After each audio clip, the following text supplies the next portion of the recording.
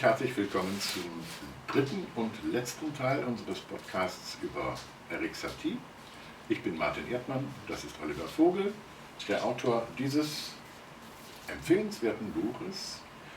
Und wir sind jetzt beim dritten großen Kapitel dieses Buches angelangt. Wir haben das erste und das zweite Kapitel besprochen, jedenfalls ein Teil dessen, was da drin zu lesen ist. Oliver Vogel ist da chronologisch vorgegangen und wir sind jetzt in der letzten Phase von Saties Leben. Er wohnte immer noch in Arcueil bei Paris, aber seine Aktivitäten verlagerten sich aus dieser Arbeitervorstadt, kann ich das so sagen? Ja, genau ja. So musst du es sagen. Zum Montparnasse, ja, wieder ein Berg. Montmartre gab es im ersten Teil. Was ist denn der Unterschied zwischen Montmartre und Montparnasse in, sagen wir mal, nicht unbedingt geografischer, sondern in ideeller Hinsicht, oder wie man sagen will, in kultureller Hinsicht? Ja, der Unterschied ist groß. Also es ist natürlich Montparnasse genauso wie Montmartre eine Künstlerkultur oder verbindet sich mit der Idee an eine bestimmte Kunst. Aber es ist nicht der große Hügel. Montparnasse ist nur eine sanfte Erhöhung und es ist auch keine richtige Off-Kultur, denn Montparnasse liegt mitten in Paris. Und diese Künstlerkultur ist eine Kultur von bildenden Künstlern, Maler, die im Fahrwasser des Impressionismus und des Kubismus diese Kunst auch marktfähig gemacht haben. Also es handelt sich um eine international hoch angesehene und repräsentative Kunst. Und das unterscheidet Montparnasse vor allem von Montmartre. Welche Namen müssen da fallen? Ja, Pablo Picasso an erster Stelle. Georges Braque hat mit ihm zusammen den Kubismus entwickelt. Viele andere Namen, also Konstantin Brancusi. Und ja, man wird nicht fertig mit aufzählen. Also da gibt es eine Dutzende von Künstlern, die namhaft sind, auch aus aller Welt, nicht nur Franzosen. Und dann gibt es einen Namen, der sich in diesen späten Jahren auch mit Satie häufig verbindet, aber eines, naja, zeichnen konnte er auch, aber eines Literaten wollte ich eigentlich sagen, ja, nämlich Jean Cocteau. Die große Hoffnung der eleganten Welt, kann man sagen, ein junger Dichterprinz. Was hatte er denn für einen Einfluss auf Satie?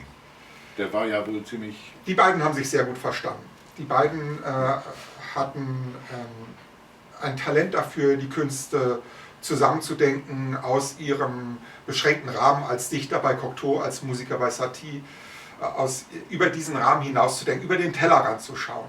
Da haben die sich sehr gut verstanden und haben sich, wie sie gesagt haben, telepathisch verstanden. Und Cocteau hat auch, glaube ich, ziemlich gut Werbung machen können. Und, oh ja. Ja, er konnte diese Aphorismen schreiben, er konnte Doktrinen destillieren, ohne jetzt pedantisch zu erscheinen. Er hatte so einen revolutionären Geist auch, also er konnte frech sein und er war manchmal respektlos und gleichzeitig konnte er aber auch sehr klar sehen. Er hatte so eine Klarsicht und konnte den Menschen bis ganz tief ins Herz hineinsehen und sie nachmachen. Also so ein mimetisches Talent.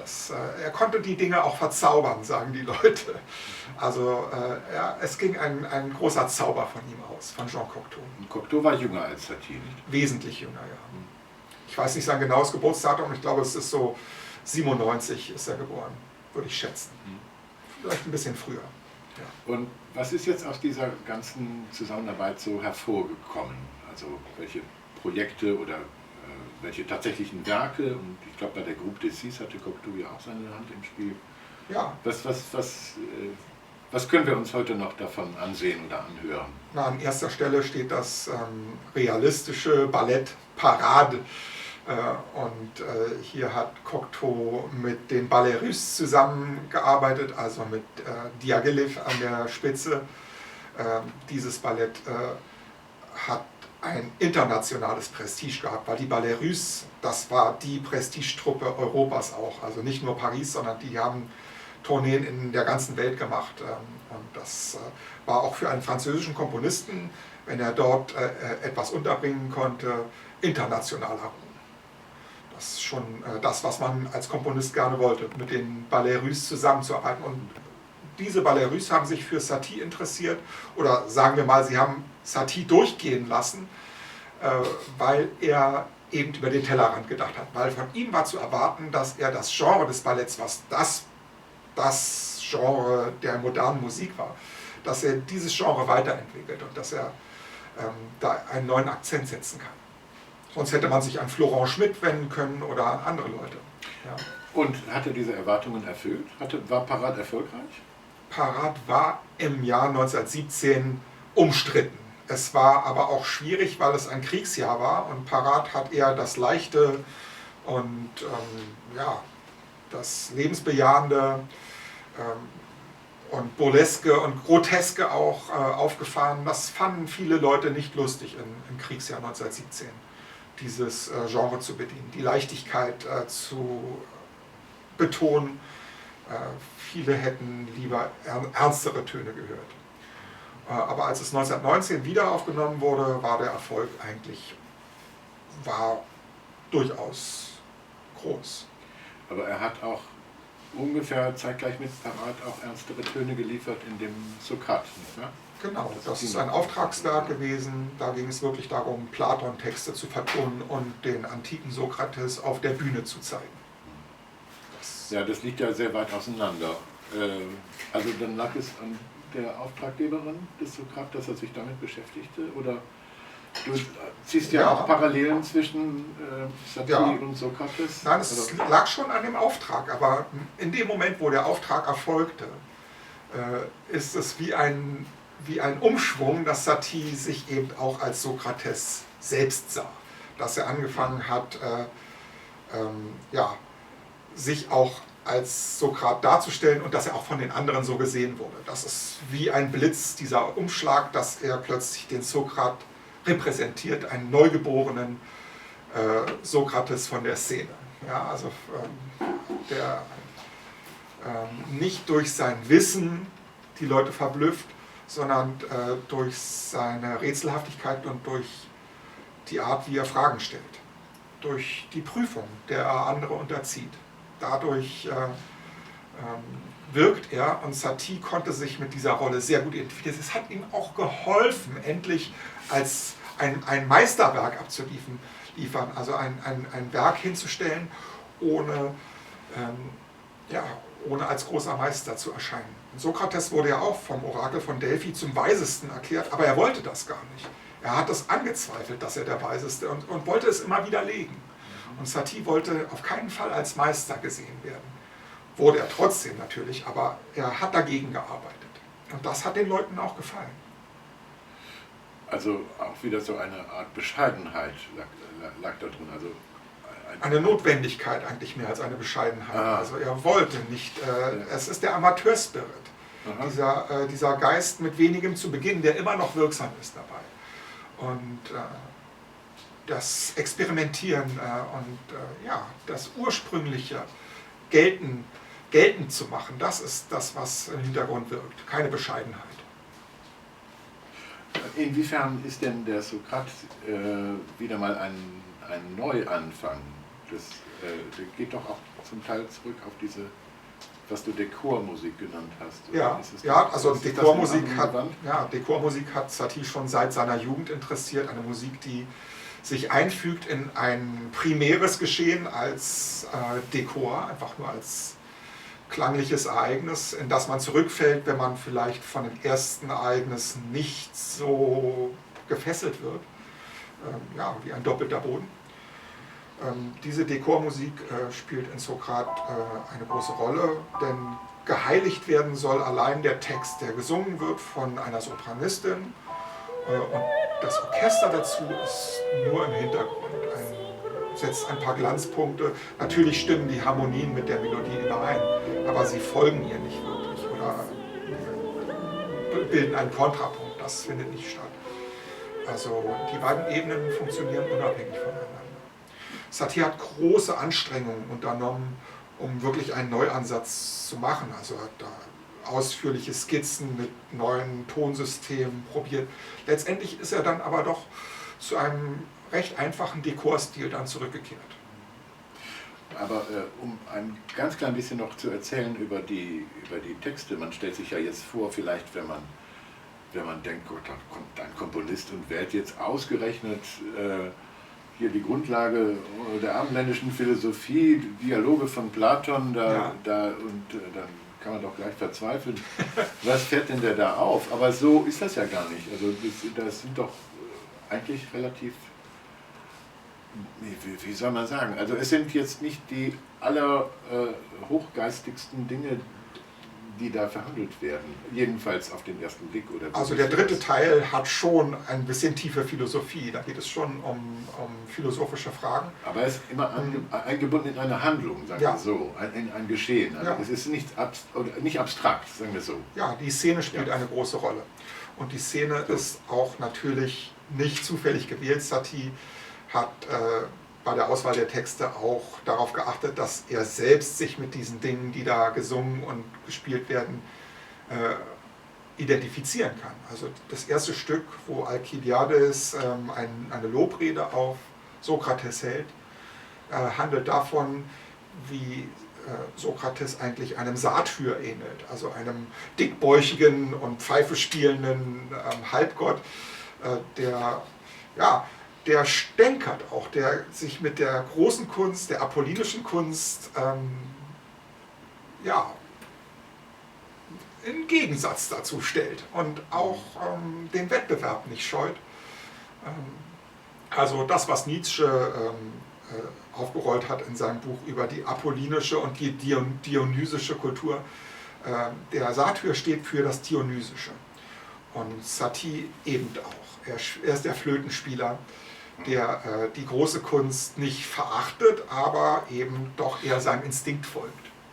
Alkibiades kommt ja auch bei Platon stockbesoffen zu diesem Symposium. Tatsächlich? Ja, der kommt ganz am Schluss. Meine ich jedenfalls, dass die ihn alle erwarten und dann kommt er da rein und ich glaube, deswegen kann er auch nicht mehr so lange sprechen, aber ich weiß es nicht mehr genau. Er spricht in Gleichnissen und er sagt gleich, ihr werdet wahrscheinlich denken, ich bin betrunken, aber ich spreche im Ernst. Ich spreche im Ernst, sagt er sehr ausdrücklich. Ja. Okay. Also er ist vorbereitet. Ja, man kann auch betrunken vorbereitet sein. Gut, wir waren eben noch bei Cocteau und ich hatte eine Frage gestellt, aber das mischt sich jetzt auch ein bisschen, weil diese Bühnenwerke oder was wenigstens, sagen wir mal Bühnenwerke mit aller Vorsicht, da gibt es ja ziemlich viele in Saties letzter Phase. Also ich habe jetzt gezählt, Parade hatten wir schon, dieses Sokrat hat eine sehr schwierige Entstehungsgeschichte, da muss man jetzt nicht aufdröseln, aber es hat was von Szene, wenigstens. Ja. Wenigstens in der Vorstellung. Und dann gibt es nachher Roulage, Saties letztes Werk, soweit ich weiß, was auch ein Ballett ist, aber mit einem Film zwischendrin. Und es gibt ja auch noch Mercure, das sind im Untertitel Pose Plastique, also so etwas wie lebende Bilder sind es nicht, aber da können wir vielleicht gleich noch drauf kommen. Erste Frage jetzt, hat Cocteau jetzt noch mit irgendwie diesen späten Sachen zu tun oder mit diesem Buchwerk? Oder war das die einzige Zusammenarbeit bei Parade? Parade ist eigentlich die hauptsächliche Zusammenarbeit zwischen Cocteau und Satie. Beide haben zusammengearbeitet, natürlich noch in der Arbeit mit den jungen Komponisten. Und es ging für Cocteau schon darum, einen neuen Lebensstil für die Zukunft repräsentativ zu machen mit diesen jungen Komponisten. Also einen am Bündnispartner Amerika orientierten neuen Lebensstil, einen leichteren Lebensstil. Inwiefern wurde der Bündnispartner Amerika da? Amerika ist ja 1917 oder ist es 1918 gewesen, die sind jedenfalls relativ spät erst in den Krieg eingetreten. Und da gab es auch Unterstützung durch das Außenministerium, dass hier diese Art von Kunst propagiert werde. Also Cocteau hat da durchaus mit den politischen Entscheidungsträgern zusammengearbeitet. Da gab es in Frankreich eine Bewegung, die US-amerikanische Kunst oder Musik oder Kultur nach Frankreich bringen sollte? Ja, die Kunst fördert und die Bekanntheit fördert und auch die Institutionen, die das unterstützen, fördert. Also all diese Dinge wurden tatsächlich unterstützt. Hat das oder steht diese Verbindung von Ragtime-Rhythmen damit in Zusammenhang? Ja, Ragtime ist natürlich schon sehr lange im Schwange. Ja. Aber es geht dann auch um aber nicht unbedingt in einem Konzertstück oder mit Orchester, oder? Genau, aber es geht dann auch um bestimmte Tänze und es geht tatsächlich um den Lebensstil auch. Um den freieren Umgang miteinander und ja, die Art, wie man miteinander tanzt, Gesellschaftstanz, spielt aber eine Rolle. Ja, es gibt ja in Parade auch eine Figur, das ist die Fille Américaine, eine amerikanische... Ja, la jeune fille américaine, die junge Amerikanerin mit einer großen Schleife im Haar. Ja. Ja. Und diese Manager sind auch, es gibt auch 3 Manager da, nicht? Ja, das Setting ist so, also Cocteau hat eigentlich die Manager gar nicht haben wollen. Das ist eine Zutat, die Pablo Picasso mit reingebracht hat. Der war auch in diese Produktion mit involviert, als derjenige, der die Kostüme und das Bühnenbild bereitstellt. Aber letztendlich sein Impuls war doch sehr entscheidend und hat das, was Cocteau sich vorgestellt hatte, sehr stark modifiziert. Cocteau wollte eigentlich nur ein Ereignis im Inneren, was im Zirkuszelt passiert, außen vorstellen lassen von 3 Künstlern.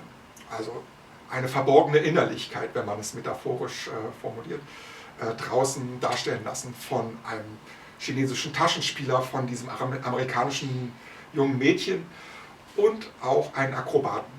Im Endeffekt waren es dann 2 Akrobaten, weil der Choreograf hat gesagt, wir müssen hier einen Pas de deux zum Schluss haben. Also sind es dann 2. Also die Ausgangssituation ist schon, man ist vor einem Zirkus, man ist nicht im Zirkus. Ne? Genau, das ist etwas Verborgenes im Hintergrund.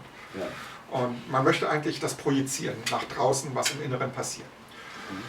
Und Picasso hat gesagt, ja, ist gut und schön, aber wir brauchen noch einen stärkeren Kontrast und dann hat er diese Manager damit eingebracht, also große, groteske, kubistische Kostüme und die dann auch einen lautlosen Tanz aufführen sollten, also ohne Musik. Das waren so starke Impulse. Ist das gemacht worden? Das ist alles sehr kontrovers gewesen. Cocteau war natürlich sehr zurückhaltend und Picasso hatte sehr viel Rückenwind und es ist mit großen Spannungen verbunden gewesen. Und Satie hatte auch Auseinandersetzungen mit Cocteau. Cocteau wollte ja sehr viele Geräusche haben in seinem Ballett. Und Satie hat gesagt, nein, ich möchte das nicht. Und, also Cocteau hat dafür gesorgt, dass diese berühmte Aufzählung, die in jeder Rezension eines Buches über Satie erwähnt wird, die Schreibmaschinen und was waren das für Pfützen, klingende Pfützen? Nein, keine Pfützen. Okay, das können wir gleich bei der Gelegenheit auflösen, dass es das nicht war. Aber die Schreibmaschinen, die kommen wirklich auch in jeder Musikgeschichte vor. Ja. Die kommen zwar vor, aber die sind nicht original von Satie, sondern von Cocteau. Ne? Die Ideen sind von Cocteau und das Repertoire an Geräuschen hat mit Kinoorgelkultur zu tun. Pistole Pistolenschüsse gehören mit zum Szenario. Aber es gibt eben diese Vielzahl von Geräuschen und ja, Cocteau wollte es einfach auf diese Weise realistischer alles machen, was sich auf der Bühne ereignet. Weil er Realist. Ja, weil er Realist. Gut, dann da wir eben schon auch du auf Picasso gekommen bist, bei Mercure stammt der visuelle Teil auch von Picasso, ja. Nicht wahr? Ja. Was sind denn diese plastischen Posen, wenn man es mal so übersetzt? Postplastik, was ja, ist das? Es sind eigentlich wie nachgestellte Gemälde. Das ist kein Ballett. Es findet auch Tanz statt, also es ist beides. Ja. Miteinander, es durchdringt sich, aber diese stehenden Bilder sind der Ausgangspunkt oder der Zielpunkt dieser Tänze. Also ich kann mich an einige Fotos erinnern. Sind das abstrakte Figuren, die auf der Bühne stehen? Oder überhaupt, oder stecken da Körper drin? Sind auch manchmal Körper drin. Die 3 Grazien zum Beispiel stecken in einem See drin, sind überformt, haben riesige Ausmaße und werden grotesk dargestellt. Es gibt aber eben auch, die bewegen sich eben ein wenig. Aha, also es ist eine Verbindung von Tänzern, also bewegten Körpern und unbewegten und auch wirklich Gegenständen auf der Bühne, die aber nicht nur einfach Requisiten sind. Ja, doch, Gegenstände auch. Also die Sterne, stehen da nicht, die stehen da nicht nur rum wie diese Birnen. Nein, nein, nein.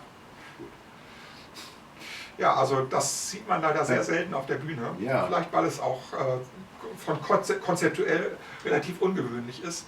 Aber Leute wie Louis Aragon, die haben Mercure eigentlich als Ballett geliebt. Die haben gesagt, das ist das Größte, was Picasso bis jetzt gemacht hat. Das ist ein ganz neuer Picasso. Also da gab es sehr großen Enthusiasmus. Wir haben eben über Cocteau gesprochen und ich möchte da noch bei einer Sache auf jeden Fall noch nachhaken. Cocteau hat ja eine bestimmte Rolle gespielt, das hast du eben schon gesagt, bei dieser Groupe des Six. Vielleicht nennt man da auch noch ein paar Namen. Aber Satie hat da offensichtlich auch eine, Gruppe wenigstens oder Schule oder wie auch immer gegründet, École d'Arcueil. Gegründet ist vielleicht schon zu viel gesagt. Doch. Was war das denn für eine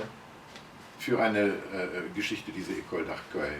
Ja, also es sind sehr junge Leute gewesen, die sind schon herangetreten an Satie. Es war eigentlich eine Initiative von Darius Milhaud, der zu den Six gehörte, die in Auflösung begriffen waren auch. Also da gab es auch natürlich sehr unterschiedliche Persönlichkeiten, die zu dieser Groupe des Six gehörten. Und ja, die haben wir noch nicht genannt, die sollten man nennen. Also die Six, das sind in erster Linie natürlich Darius Milhaud, Arthur Honegger, Francis Poulenc und wen habe ich vergessen? Georges Auric, ja. Germaine Taillefer und Louis Duret. Louis Duret ist, glaube ich, immer noch der unbekannteste. Ja, auch nicht der selbstständigste von den Sechsen. Also Germaine Taillefer wird zurzeit sehr hoch gehandelt als Komponistin und sie hat auch gute Beiträge geleistet, muss man sagen, in diesen jungen Jahren. Auf jeden Fall beachtlich.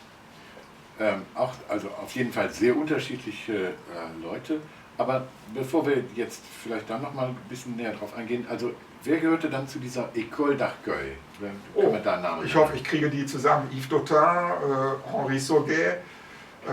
Ich habe die Namen gar nicht parat, muss ich sagen, weil die sind wirklich nicht so bekannt. Maxime, Benjamin.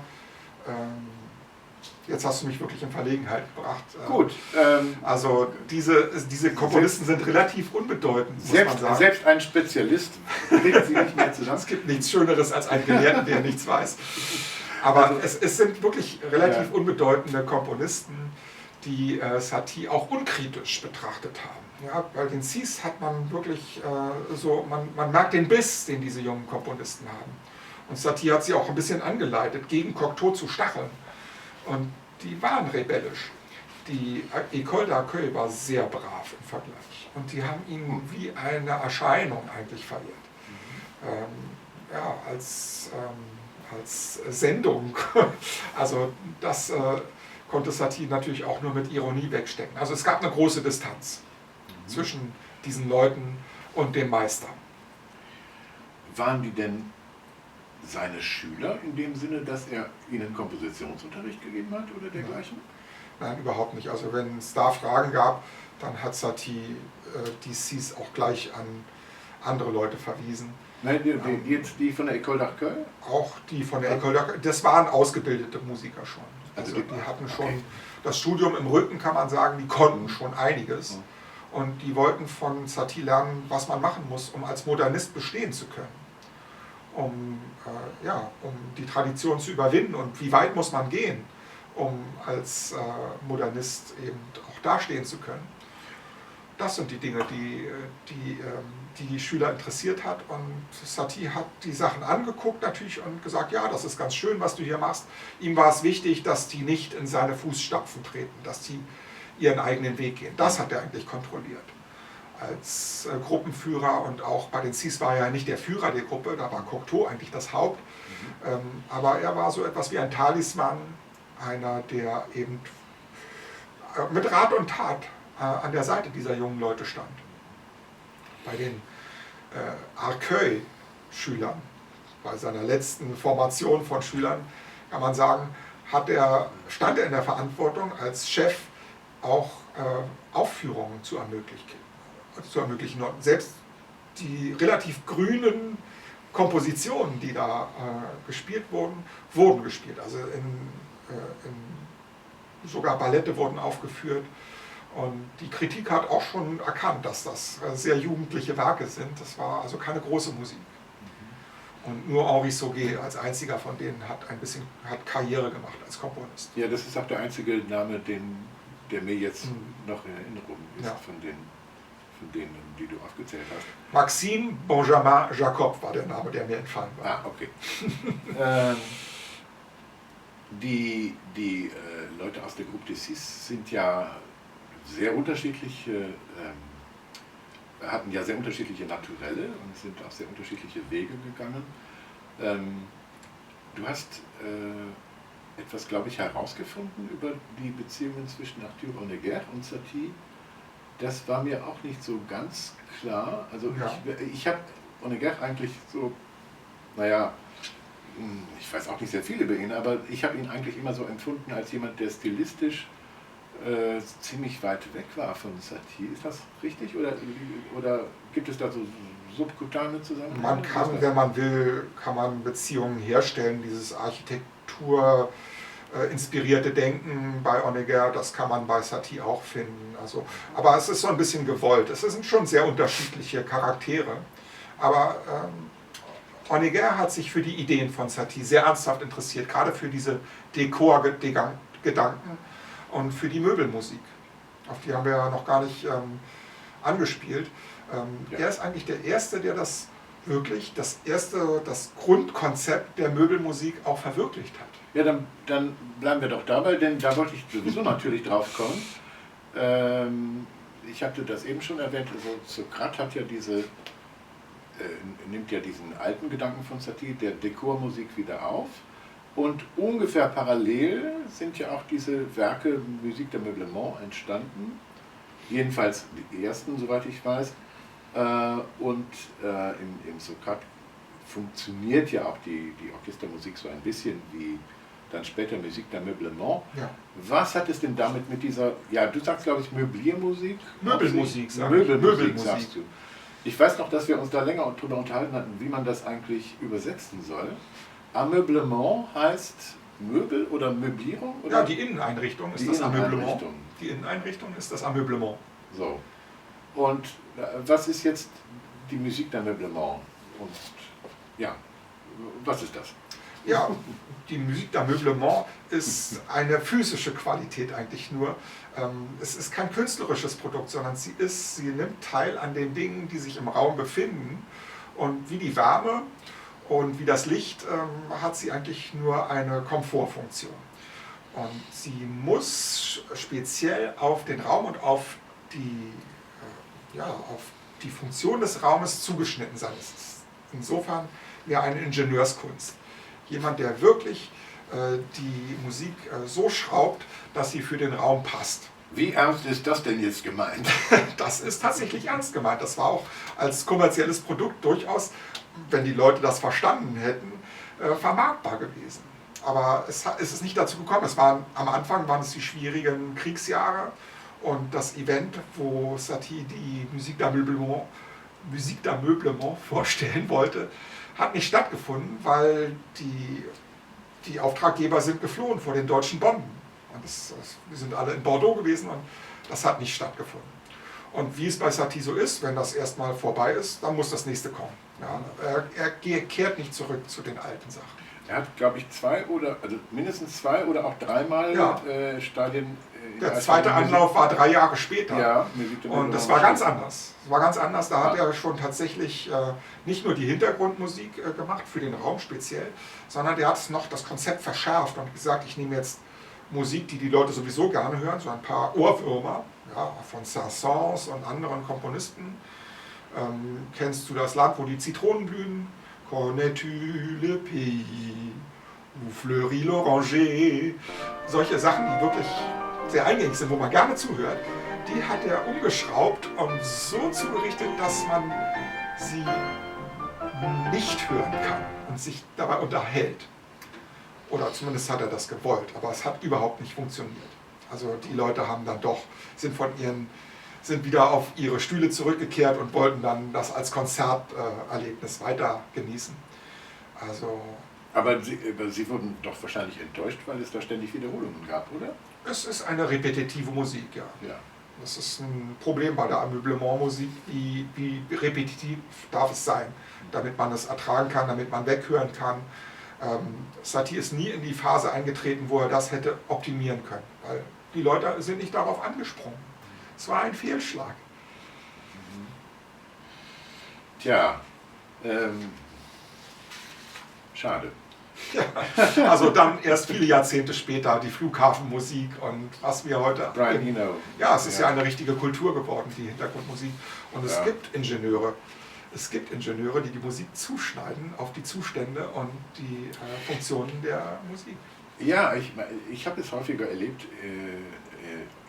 Also einmal war ich, weiß ich noch genau, ich war in einem Hotel, saß beim Frühstück und hörte diese Musik. Und ich dachte, was ist denn das für... Also merkwürdigerweise, obwohl sie natürlich für den Hintergrund gedacht war, erregte sie meine Aufmerksamkeit so sehr, dass ich jemanden aus der Küche riefen ließ.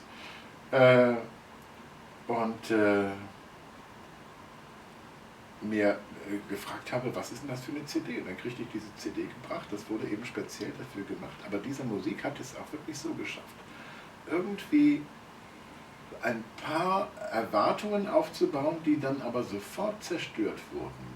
Also nicht sofort, dafür war sie viel zu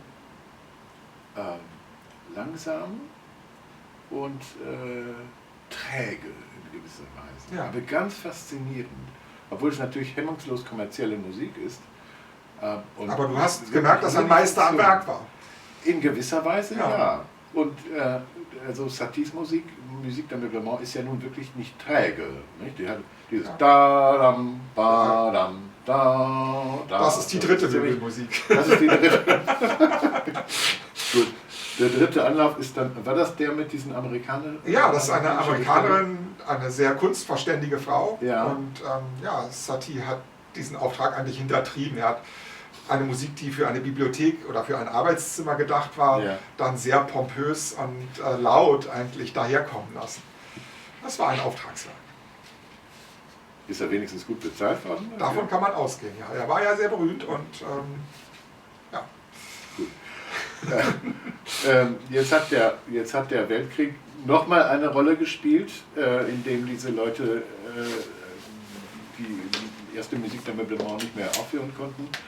Wir müssen jetzt noch einmal darauf zu sprechen kommen im Zusammenhang mit Dada, denn Satie hatte auch mit Dada zu tun, mit einer spezifischen Form. Nun gut, es gibt natürlich, wie man weiß, international verschiedene Dada, oder gab verschiedene Dada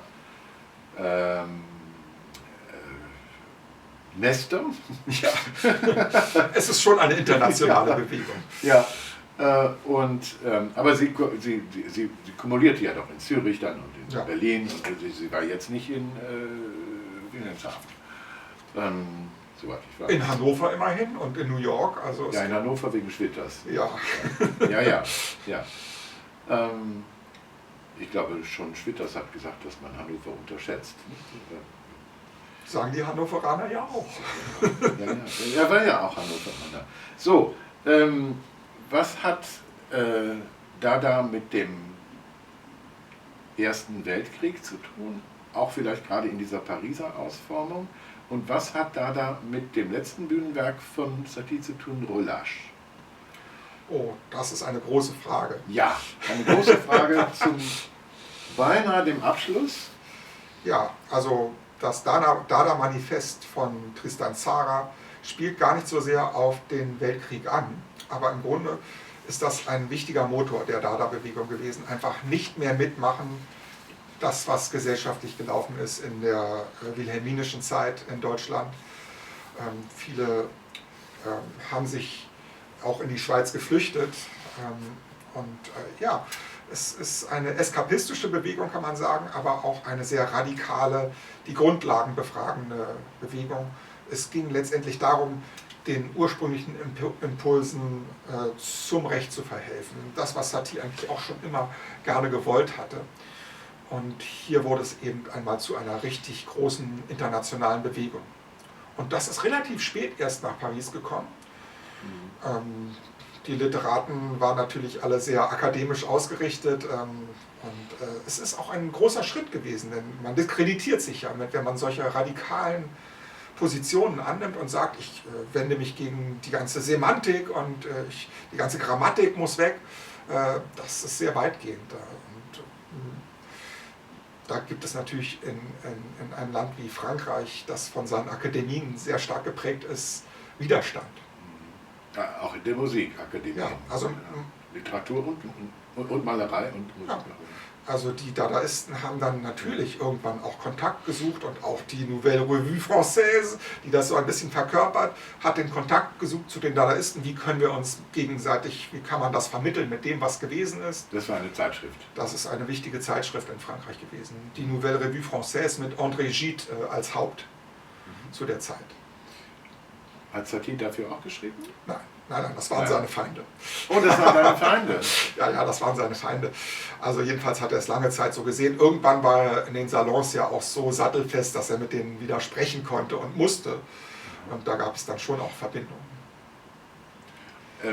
Apropos, wie kann ich mir das eigentlich vorstellen, so Satie in seinen letzten Lebensjahren, wenn der irgendwo auftauchte, jetzt mal nicht im Zusammenhang mit einem Konzert, sondern bei einer Gesellschaft oder so einer halb privaten Geschichte wie in irgendein literarischer, musikalischer Salon. Was passierte da? Haben die sich alle umgedreht und gesagt, boah, jetzt kommt hier der große Mann, Achtung, Ruhe?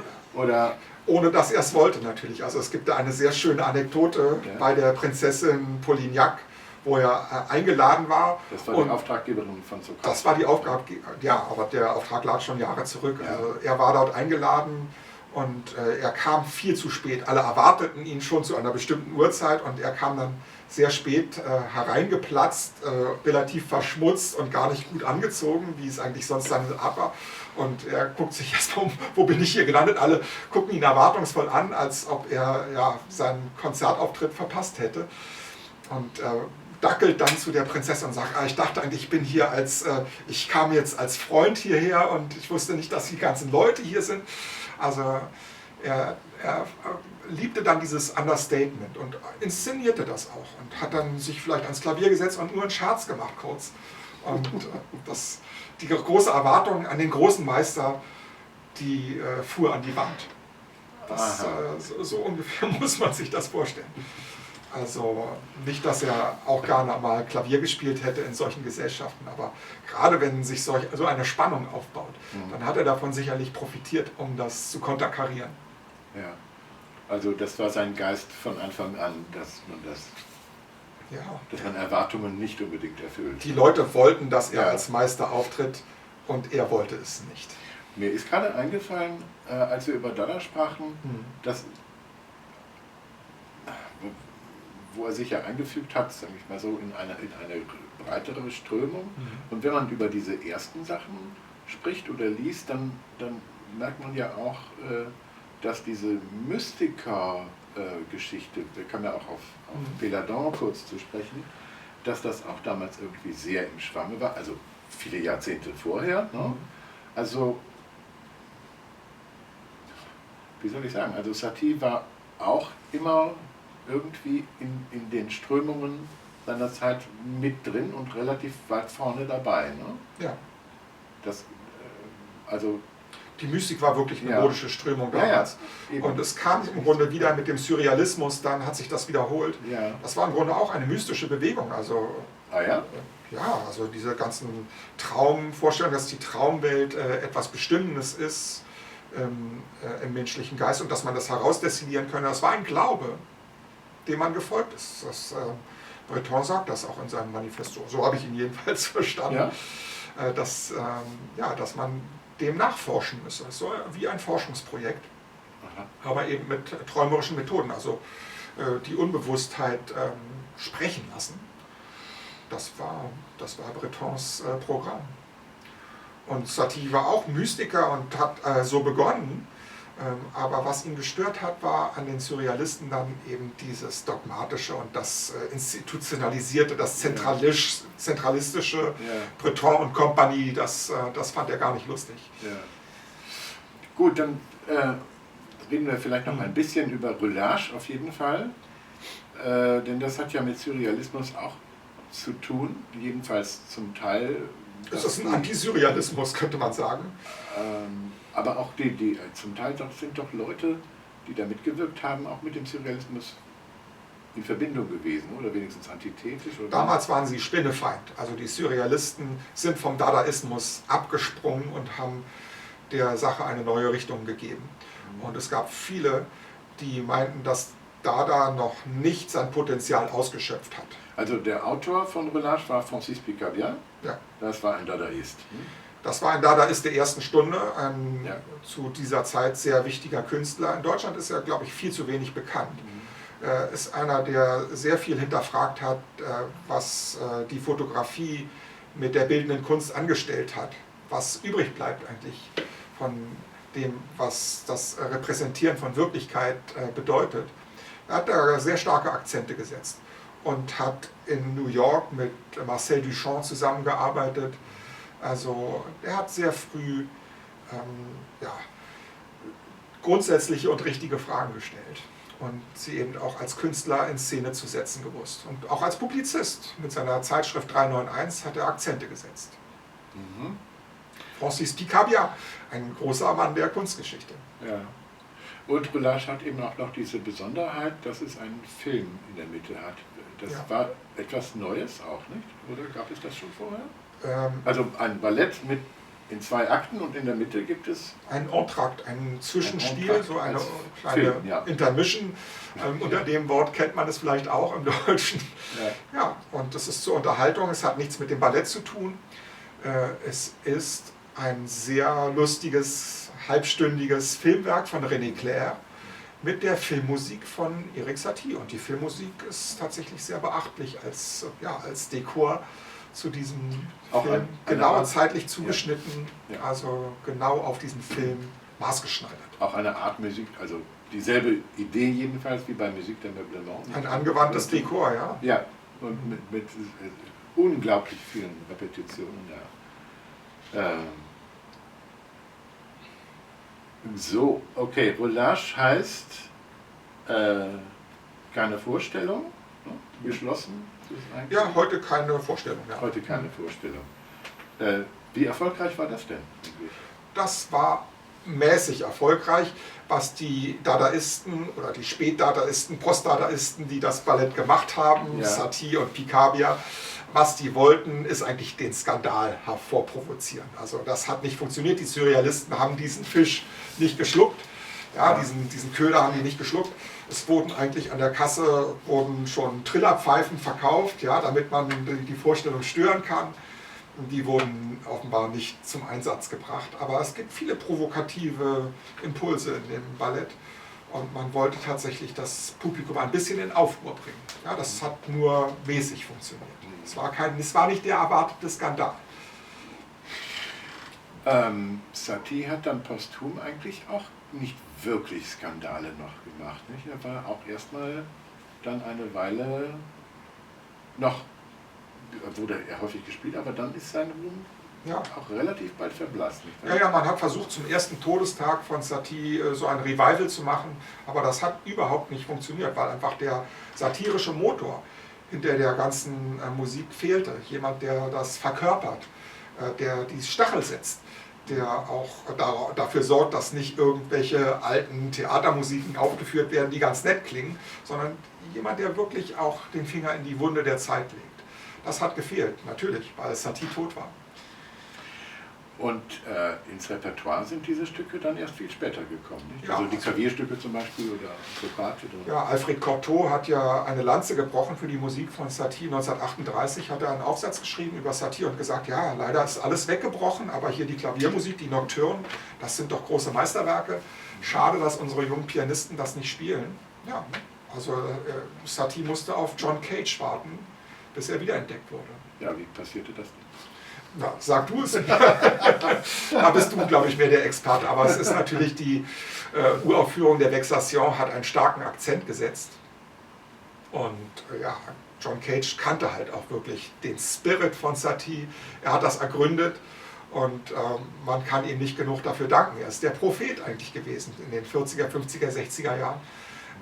war er derjenige, der das wieder ins Rollen gebracht hat und der Satie zu einem, ja, der den bleibenden Wert dieser Musik aufgetischt hat und international diesen Namen bekannt gemacht hat als unverzichtbares Element. Ich glaube allerdings, dass durchaus der Spirit von Satie weitergewirkt hat über die Jünger, auch wenn sich viele von ihm distanziert haben. Darius Milhaud hat sich nicht distanziert. Er hat, glaube ich, schon die Sache weitertragen können. Und Francis Poulenc? Ja, Sicher hat das mit Satie zu tun? Da frage ich mich manchmal. Also diese frühen Sachen, zum Beispiel auch diese Klaviermusik, ganz gewiss, mein Gott, wie heißen die noch? Mouvement Perpétuel? Ja, das ist auch so eine Musik. Auch so, aber das ist sehr früh, da war Poulenc, glaube ich, gerade 17 oder so. Aber wenn man dann diese späteren Sachen hört, dieses Schwelgen im Schaumbad bis zu diesen späten Sonaten da mit Blasinstrumenten. Ja, was soll's, man muss als Komponist ja auch leben. Also diese Komponisten hatten nicht diesen unbedingten Willen, ihre Ideen durchzudrücken. Auch wenn sie dabei ihren Beruf nicht ausüben können. Also Satie hätte ja weiter seine Avantgarde-Musik machen können und hat sie auch gemacht, aber er hat das in der Schublade gelassen, weil niemand danach gefragt hat. Er hat wirklich bis in sein 50. Lebensjahr warten müssen, bis er aufs Podest klettern durfte und seine Musik darstellen konnte vor einem großen Publikum. Ja, also da konnten Poulenc und Auric, die haben halt Filmmusiken viel gemacht, um sich über Wasser zu halten. Das ist ja kein Beruf, der große Gelder einspielt. Ja. Eine Frage zum Schluss. Wir haben jetzt ein bisschen auch gesprochen über die Komponisten, die man in der Nachfolge von Satie, in die Nachfolge von Satie setzen könnte. Wie war es denn mit der akademischen Rezeption von Satie? Was hat die Musikwissenschaft uns zu sagen? Ja, die Wissenschaft hat sehr lange geschlafen. Und es gibt biografische Werke natürlich in den 30er und 40er Jahren schon, aber musikwissenschaftliche Schriften, die ernst zu nehmen sind, die auch akademisches Gewicht haben, die von einem Oxford-Professor zum Beispiel gemacht werden, die gibt es erst seit 1990. Also als ich als junger Forscher da anfing mit Satie, also da war das hier wie ein Evangelium. Also von Robert Orlich, Satie the Composer, der hat das zum ersten Mal auf einem vernünftigen und vertretbaren Niveau vertreten, dass Satie als Komponist ernst zu nehmen ist und hat eben ein Thema nach dem anderen angeschnitten, unter anderem den Kontrapunkt. Und ja, da gab es wenig später eine Gegendarstellung. Und das Buch ist von das 1990, ne? Genau. Das ist 1999, das ist von Stephen Whiting aus Amerika. Stephen Moore Whiting, ja, der den Akzent doch auf den Bohemien Satie gesetzt hat. Und ja, einfach Satie als Menschen sehr viel ernster genommen hat und gesagt hat, ja, es ist doch wichtig, auf die Besonderheiten seines Charakters anzuspielen und das mit der Sozialisierung in Verbindung zu bringen. Letztendlich aber denke ich, dass das zwei Extreme sind, die den wahren Satie, also diesen verschmitzten und diesen sokratischen Satie nicht ganz gerecht werden. Der beides ja umfasst, diese Komponistenexistenz, die er in seiner Werkstatt schraubt, und auch den Bohemien, der den anderen ja, auf geradezu nervtötende Weise seine Persönlichkeit und seine Fragen vorhält. Ja, also es geht mir oft zu sehr in die Richtung des Sonderlings bei den Biografien, die man sonst so liest. Ja. Satie ist natürlich eine herausgehobene Persönlichkeit, aber man kann ihn verstehen. Alles, was er tut, folgt einem vernünftigen Plan. Wobei man sagen muss, ich muss da gerade mal einhaken, wenn ich mich recht entsinne, sind die Briefe von Satie erst erschienen nach dem Buch von Orlich, stimmt das? Ja, das stimmt. Und bei Moore Whiting? Auch später. Also die Briefe sind erst ein paar Jahre später als, obwohl, er hätte sie in deutscher Sprache lesen können. In deutscher Sprache sind die Briefe von Satie teilweise schon veröffentlicht gewesen, als Stephen Moore Whiting sein Buch geschrieben hat. In Deutsch erst als... Die wurden zuerst in deutscher Sprache veröffentlicht, im Wolke Verlag. Ja. Silke Hass. Silke Hass hat die übersetzt, ja. kann man sagen, dass die Lektüre der Briefe, also ich erinnere mich zum Beispiel noch an Grete Wehmeyer, die erste deutschsprachige Monographie geschrieben hat, 1974 ist sie, glaube ich, rausgekommen. Richtig. Die hat mir damals gesagt,